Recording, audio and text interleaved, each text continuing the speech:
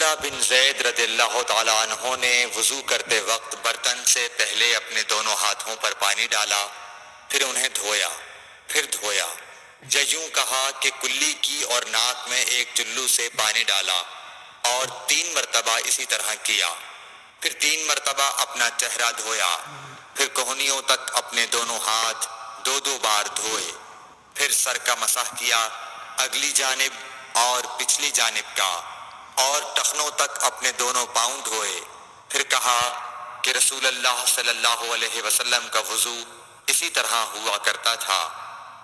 صحیح بخاری حدیث نمبر 191۔ عبداللہ بن زید رضی اللہ تعالی عنہ سے رسول کریم صلی اللہ علیہ وسلم کے وضو کے بارے میں پوچھا تو عبداللہ بن زید رضی اللہ عنہ نے پانی کا ایک طشت منگوایا، پھر ان لوگوں کے دکھانے کے لیے وضو شروع کیا۔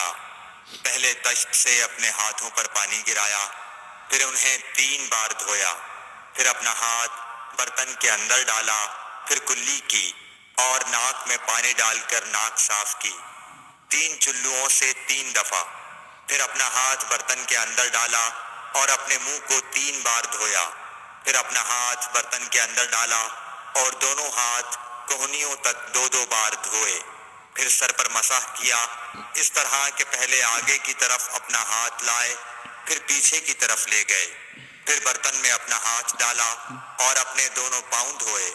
دوسری روایت میں ہم سے موسیٰ نے ان سے وہیب نے بیان کیا کہ آپ نے سر کا مسح 1 دفعہ کیا۔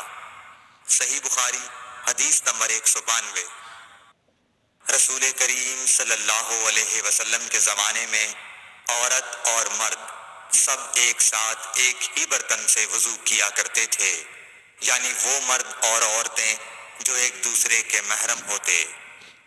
صحیح بخاری حدیث نمبر 193۔ حضرت جابر رضی اللہ تعالی عنہ کہتے تھے کہ رسول کریم صلی اللہ علیہ وسلم میری مزاج پرسی کے لیے تشریف لائے، میں بیمار تھا، ایسا کہ مجھے ہوش تک نہیں تھا۔ آپ نے وضو کیا اور اپنے وضو کا پانی مجھ پر چھڑکا تو مجھے ہوش آ گیا۔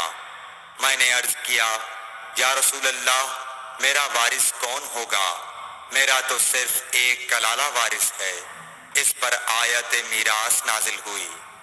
صحیح بخاری حدیث نمبر 194۔ ایک مرتبہ نماز کا وقت آ گیا تو جس شخص کا مکان قریب ہی تھا وہ وضو کرنے اپنے گھر چلا گیا، اور کچھ لوگ جن کے مکان دور تھے رہ گئے، تو رسول کریم صلی اللہ علیہ وسلم کے پاس پتھر کا ایک لگن لایا گیا جس میں کچھ پانی تھا، اور وہ اتنا چھوٹا تھا کہ آپ اس میں اپنی ہتھیلی نہیں پھیلا سکتے تھے، مگر سب نے اس برتن کے پانی سے وضو کر لیا۔ ہم نے حضرت انس رضی اللہ عنہ سے پوچھا کہ تم کتنے نفر تھے؟